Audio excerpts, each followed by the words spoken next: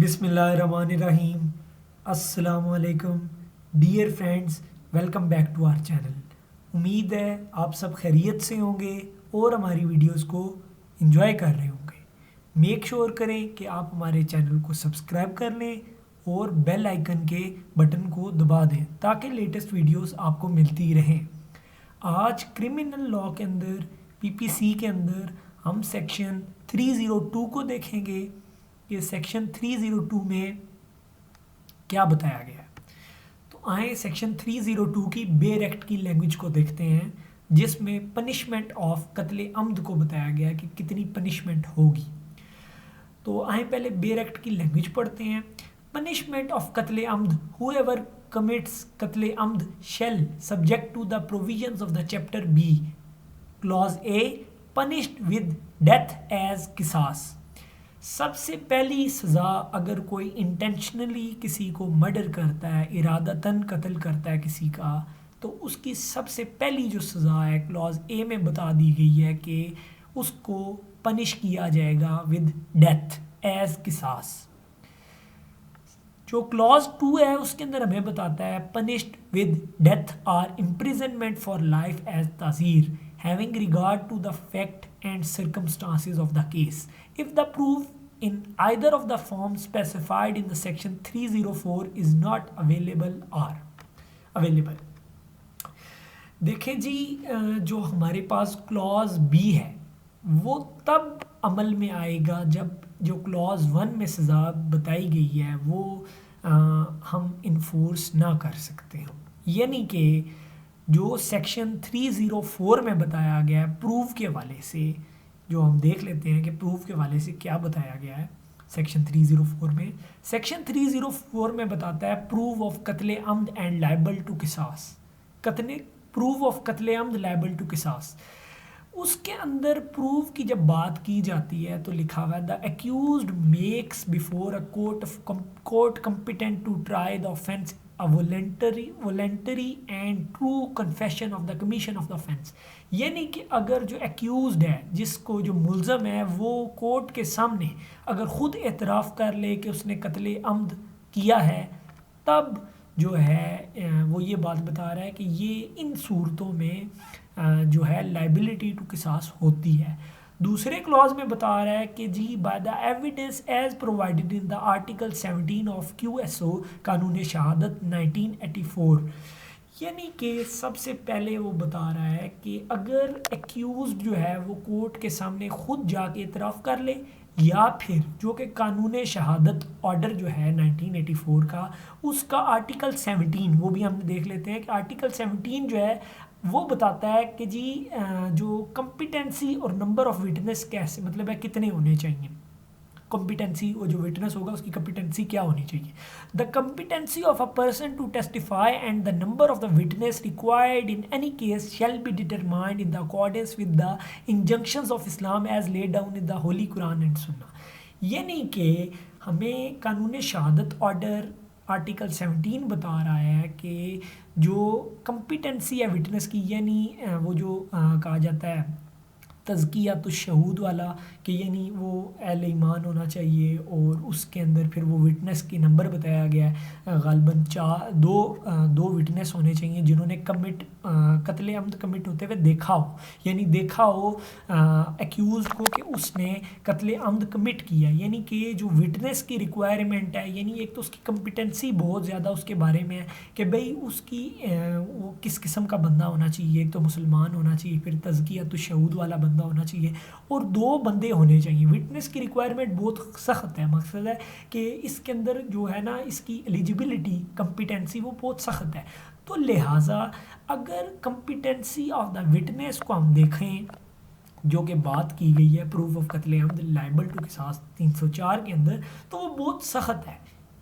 अगर ये दोनों चीज़ें, यानी कि एक्यूज्ड अगर ख़ुद एतराफ़ करे कोर्ट के अंदर, या फिर जो QSO के अंदर जो आपकी विटनेस की रिक्वायरमेंट है वो पूरी हो रही हो कि भाई उन्होंने देखा हो अपने सामने कत्ले अम्द होते हुए, तब उस बंदे को किसास के तौर पे सज़ा दी जा सकती है। क्योंकि ये बहुत मुश्किल है, तो लिहाजा जो हमारे पास اے جو کلوز ہے سیکشن 302 میں وہ پاسبل نہیں ہے کہ یعنی اس کو ڈیتھ دی جا سکے ایز قصاص. مقصد ہے پنشمنٹ اس کو ڈیتھ کی نہیں دی جا سکتی قصاص کے طور پہ، کیونکہ وٹنس کی ریکوائرمنٹ کیونکہ ہمیں بتایا گیا بہت سخت ہے. تو ایسے کیس کے اندر ہمیں سیکشن 302 کا سب کلوز جو بی ہے اس کی طرف جانا پڑے گا، اور ہمیں مقصد ہے کہ کیونکہ پہلی میں ہو نہیں سکتی سزا، تو دوسرے میں ہمیں پھر جو ہے آپ کے پاس یا تو ڈیتھ دی جائے گی یا پھر امپریزنمنٹ فار لائف ایز تعزیر. یہاں پہ ڈیتھ جو ہے وہ تعزیر کے طور پہ ناٹ ایز قصاص، یعنی کہ کیونکہ قصاص کی ریکوائرمنٹ بہت سخت ہے، اس وجہ سے کلوز اے امپلیمنٹ نہیں ہو سکتا. کلوز بی امپلیمنٹ کریں گے اور اس بندے کو یا تو مقصد ہے کہ وہ ڈٹرمائن کیا جائے گا نا، مقصد ہے by the facts of the case اور ان چیزوں کو دیکھ کے، تو یا تو بندے کو سزائے موت دی جائے گی یا پھر عمر قید کی سزا دی جائے گی. اور عمر قید ہمیں پتہ ہے 25 سال ہوتی ہے، اور یہ جو عمر قید ہوتی ہے یہ ریگرس ہوتی ہے. اچھا، اب ہم سی کلوز کے اندر آ جاتے ہیں. punished with imprisonment of either description for a term which may extend to 25 years where according to the injunctions of Islam the punishment of qisas is not applicable. یعنی کہ جو آپ کو جو آپ کا مجرم ہے اس کو امپریزنمنٹ آف آئدر ڈسکرپشن دی جا سکتی ہے ان کیسز میں. امپریزنمنٹ آف آئدر ڈسکرپشن کتنے عرصے کے لیے؟ 25 سال. وچ میں ایکسٹینڈ ٹو، یعنی کہ ایکسٹینڈ ہو سکتی ہے 25 سال، یعنی 25 سال سے کم بھی ہو سکتی ہے. اس جو سی کلوز ہے اس کے اندر بتایا گیا ہے کہ ایسے کیسز میں جہاں پہ قصاص اپلیکیبل نہ ہو سکتا ہو، یعنی کہ اب اپلیکیبلٹی کا ہمیں بتایا گیا ہے سیکشن 306 کے اندر. ہمارے پاس سیکشن 306 جو ہے اس کے اندر اپلیکیبلٹی کا بتایا گیا ہے کہ قتل عمد ناٹ لائبل ٹو قصاص. یعنی اپلیکیبلٹی کے اندر، اس کے اندر میں مختصراً بتا دوں کہ اپلیکیبلٹی کے اندر یہ ہے کہ اگر فار ایگزامپل اگر ایک باپ نے اپنے بیٹے کو قتل کر دیا ہے یا باپ نے اپنے جو گرینڈ چلڈرن ہے اس کو مار دیا ہے، تو ایسے قصوں میں، ایسے انسیڈنٹ کے اندر قصاص جو ہے وہ اپلیکیبل نہیں ہے.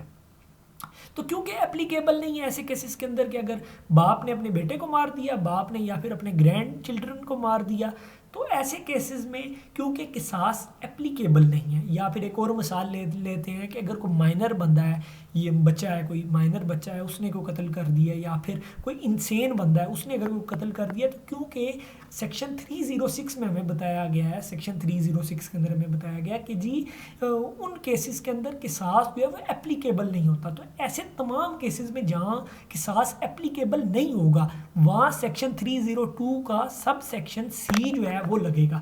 یعنی کہ اس بندے کو پھر سزا دی جائے گی of either description for a term which میں ایکسٹینڈ ٹو 25 سال، کہ یعنی وہ 25 سال سے تک ہو سکتی ہے، یعنی اس سے کم بھی ہو سکتی ہے، لیکن 25 سال تک اس کی سزا ہو سکتی ہے تمام ان کیسز میں جدھر قصاص اپلیکیبل نہیں ہے.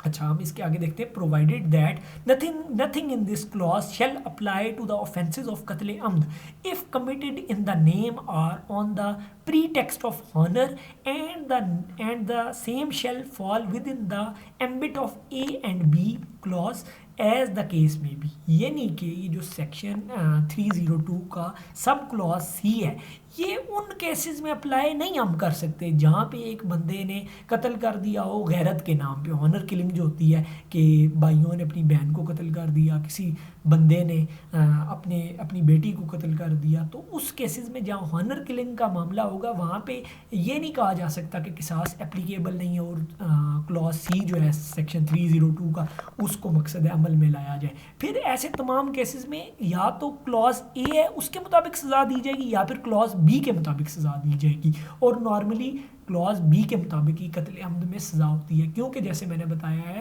کہ کلوز اے کے مطابق سزا دینا یعنی ڈیتھ کی ایز قصاص وہ پاسبل نہیں ہے. میں نے آگے بھی عرض کیا ہے وہ اس لیے پاسبل نہیں ہے کیونکہ قانون شہادت آرڈر کے اندر 1984 کے اندر ہمیں بتایا گیا کہ اس کی بڑی اسٹرکٹ ریکوائرمنٹ ہے. یعنی کہ جو آپ کا سیکشن 304 ہے اس میں بتا رہا ہے کہ وہ کون سا پروف ہوتا ہے جس کے اندر آپ کو جو ہوتا ہے قتل عمد لیبل ٹو قصاص ہوتا ہے. اس کے اندر جو پروف کی ریکوائرمنٹ ہے وہ بہت سخت ہے، وہ بہت سخت ہے. اور وہ قانون شہادت جس طرح میں نے بتایا آرٹیکل 17 اس کو دیکھا جائے تو وہ جی یا تو 2 وٹنس اور مقصد ہے وہ انہوں نے دیکھا ہو کرتے ہوئے اس بندے کو قتل، یہ بڑی سخت ہے اور اس کی کمپیٹنسی تزکیۃ الشہود والا جو ہے وہ بہت مشکل ہے. تو لہٰذا اے کے مطابق سزا، ایک کلاس کے مطابق زیادہ تر سزا نہیں ہوتی.